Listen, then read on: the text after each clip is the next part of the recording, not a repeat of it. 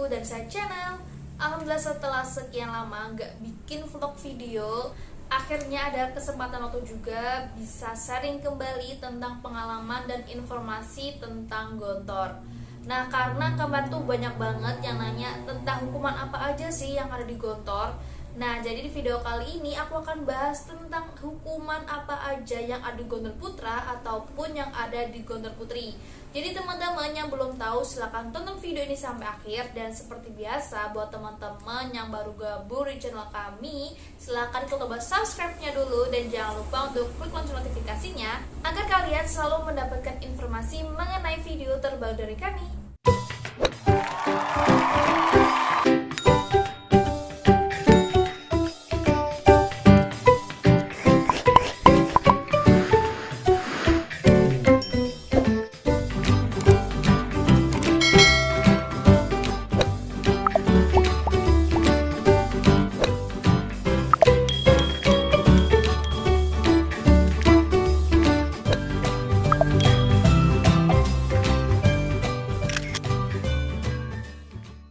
Jadi, semua santri gontor yang melakukan pelanggaran atau melanggar peraturan akan mendapatkan hukuman.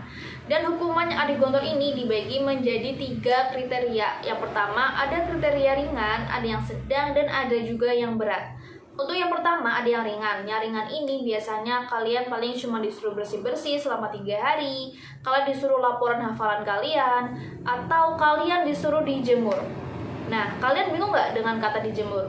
Nah, jadi dijemur ini bukan berarti kalian disuruh menjemur pakaian kalian, melainkan kalian disuruh berdiri di depan masjid setelah sholat asar.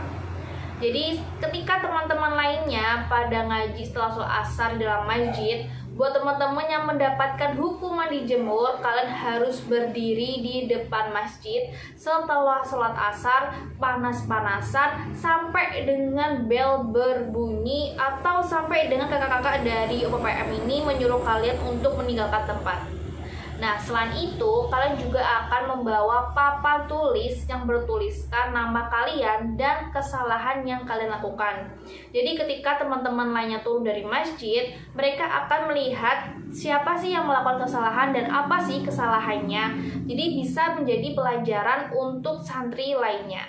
Nah, dulu waktu zaman aku masih kelas 1, kelas 2, kelas 3, yang setelah dengan SMP itu kalau kita dijemur itu bukan setelah sholat asar, melainkan setelah sholat duhur. Bayangin kan, setelah sholat duhur itu masih panas banget. Tapi alhamdulillahnya waktu aku udah kelas 4 KMI atau setelah dengan SMA, itu udah mulai berlakukan peraturan kalau dijemur itu adalah setelah sholat asar, jadi tidak terlalu panas. Contoh kesalahan ringan yang biasa dilakukan ini adalah kalian tidak menggunakan dalaman kerudung. Jadi kamu wajib pakai dalaman kerudung untuk yang di Gontor Putri. Kemudian tidak membawa tas sendal. Jadi kemana-mana itu kita harus membawa tas sendal.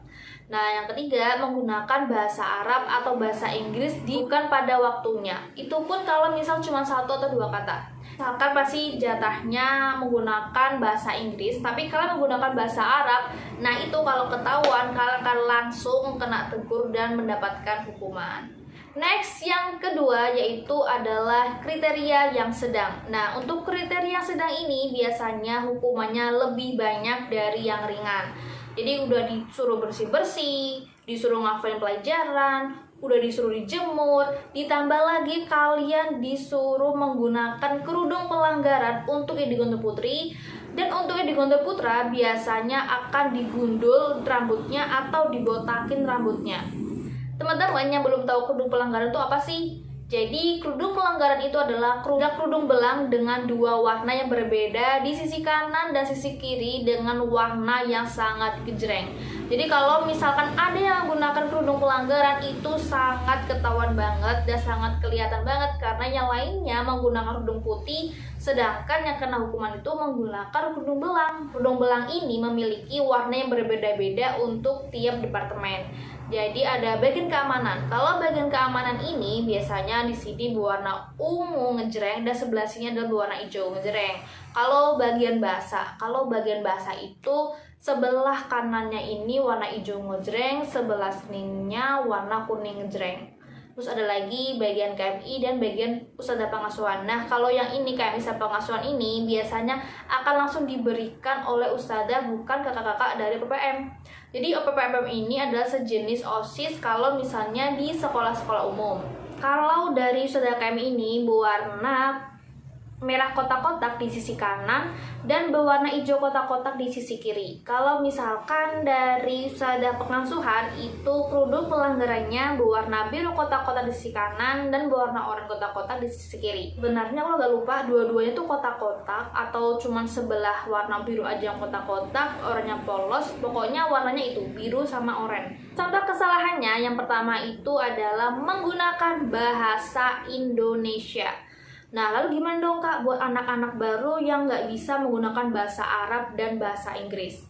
Nah, sebenarnya anak-anak baru ini tuh masih diberikan kesempatan. Jadi, untuk lebih detailnya, kalian bisa cek video aku yang ini, karena di situ aku jelasin tentang bagaimana sih sistem berbahasa Arab dan bahasa Inggris yang ada di Gontor. Nah, yang kedua ada kesalahan telat ke masjid. Ke masjid ini dulu waktu zamannya aku kelas 1, 2, 3 atau istilah dalam kelas SMP itu masih dalam kriteria ringan. Tetapi karena banyak banget yang sering telat ke masjid, akhirnya telat ke masjid ini masuk ke dalam kategori sedang. Jadi kalau kalian telat dikit aja ke masjid, kalian langsung dapat kerudung pelanggaran beserta hukuman-hukuman yang lainnya. Terus ada juga makan nasi di kamar. Nah, kalau kalian cuma makan jajan-jajan biasa, makanan ringan, makanan mie itu boleh di kamar. Tapi kalau makan nasi itu wajib di tempat makan. Next, yang ketiga ada hukuman dengan kriteria berat. Nah, untuk kriteria berat ini biasanya akan diberikan apabila melakukan pelanggaran yang tidak sesuai dengan syariat. Misalnya mencuri atau ketahuan pacaran. Nah, tapi kalau yang ketahuan pacaran ini biasanya ada juga yang tidak langsung dikeluarkan dari pondok, tapi ada juga yang diskors 1 tahun, atau ada juga yang diskors 1 tahun plus dipindah ke pondok Gontor cabang. Sedikit cerita, dulu waktu aku masih kelas 3 KMI, ada teman aku satu angkatan dengan aku, satu kelas dengan aku. Mereka ini ketahuan pergi bareng dengan cowok pada saat liburan. Akhirnya mereka mendapatkan hukuman diskors selama 1 tahun plus dipindah ke Gontor Putri cabang. Jadi yang tadinya di Gontor Putri 1 dipindah ke Gontor Putri 3. Skors 1 tahun ini artinya kalian harus pulang selama 1 tahun dan balik lagi ke Gontor untuk mengulang lagi di kelas itu lagi. Jadi teman aku itu mengulang lagi di kelas 3 KMI dan harus berada di Gontor Putri 3. Nah, jadi itulah adalah beberapa hukuman yang ada di Gontor Putra dan Gontor Putri. Semoga bisa bermanfaat buat kalian, bisa mengurangi penasaran kalian. Kalau kalian masih bingung, kalian bisa komentar di kolom komen, atau kalian juga bisa langsung follow IG aku di @primaramadhani97 atau di @niarrajatni. Oke teman-teman, sampai di sini dulu video kali ini. Semoga bisa bermanfaat buat kalian, dan jangan lupa untuk selalu support channel kami dengan klik tombol subscribe, like, dan klik juga lonceng notifikasinya. Dan syukuran, wassalamualaikum warahmatullahi wabarakatuh.